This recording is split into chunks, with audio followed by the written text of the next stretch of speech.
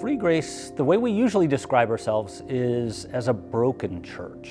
And what we mean by that is that we are not a perfect church. We're not perfect. As we come together, we're not perfect. We don't expect anybody else to be perfect. What we expect is for people to be real, and to be real even in their brokenness. They're accepted for who they are with all of their brokenness, all of their problems, all of their faults, and they're loved anyway.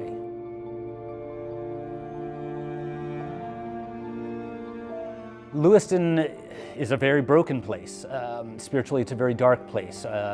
Last year, a survey came out, a national survey that ranked the Portland, Lewiston, Auburn region as the most secular community in the entire United States. And that's the reputation, not just spiritually, but as a whole for Lewiston. I initially started looking at Maine in 2003, was called in 2004, and then took about a year to raise my support before moving.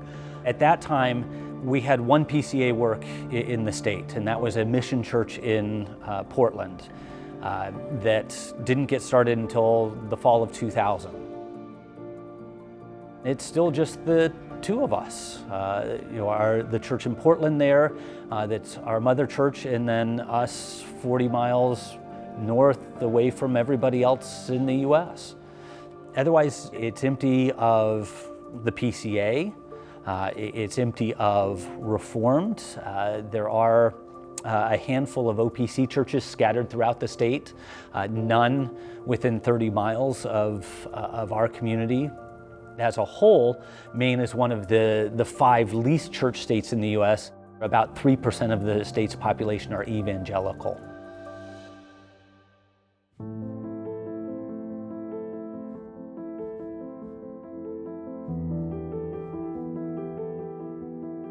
Per and I, we graduated the same year, 99, from Covenant, and we worked in the area for a while, and then Per accepted a call to plant a church here in Maine. And he called Linda and I and said, hey, I want to plant with a counseling center as well. We accepted that after taking a look at Maine and seeing just a complete absence of Christian counseling.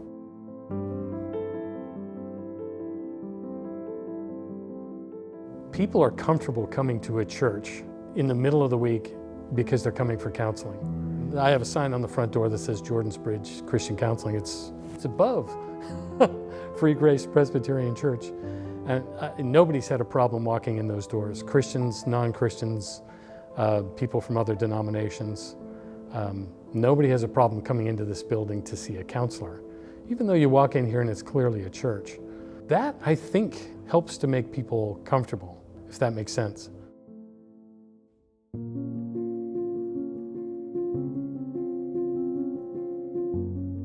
Jordan's Bridge has helped the church grow in many ways. I think it's helped it grow in bringing people in, because people have started coming to church here after coming to counseling here. We have several families like that. Also, Ken ministers to people within the church who come in for counseling. That has built our church because people have deeper relationships. They're willing to have more deeper relationships. So there's a lot more intimacy, a lot more willingness to share, because they're building their emotional hearts back up. I believe God has ordained for sure this coupling of Free Grace Presbyterian and Jordan's Bridge. When Per, the pastor, was called and the church was planted, He very much wanted to bring with him a counseling portion, which I believe is really glorifying to God as far as meeting the needs not only of the membership of the church, but also in ministry to the broader community. And I think that while it's unique, I think it's really healthy and shouldn't be the exception. And I feel very privileged that we have both facets to our ministry here. To me, this is the ideal way to plant. Now, call me biased because I'm a counselor, but I think this is ideal. Not only is it more than just a pastor and his wife, you start off with 2 ministers and their 2 wives. Not only do you have that, but you have a counselor that's there and ready right away to address the emotional issues that people have. You can take a huge load off of a pastor's plate and actually help him do ministry through that.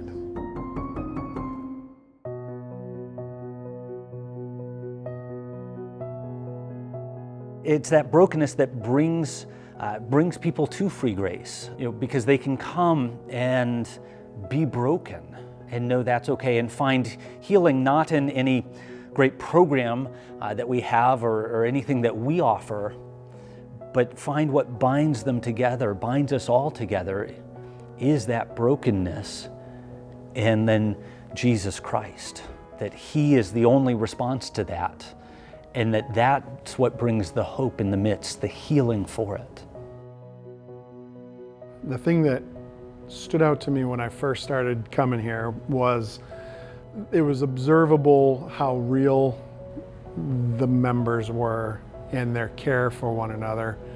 And as I watched that, wondering whether or not I would be able to be a member here, I wanted that. I really appreciated the authentic relationships that people have, and they foster it intentionally, caring for one another, living covenantally, and it just really taught me more of Christian living than I had ever previously done. That really had an impact on me, in addition to the preaching.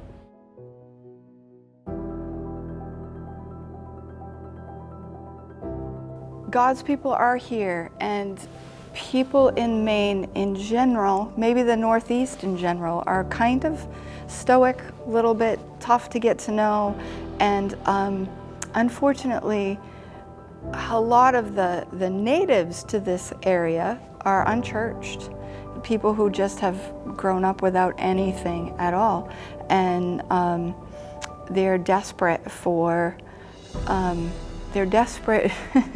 Jesus, and they don't know it, and they know they're missing something, and they think that churches are something you either take from or they take from you, and so they need to know what a loving, healthy church is like, and just the sense of community and belonging that you can gain from that.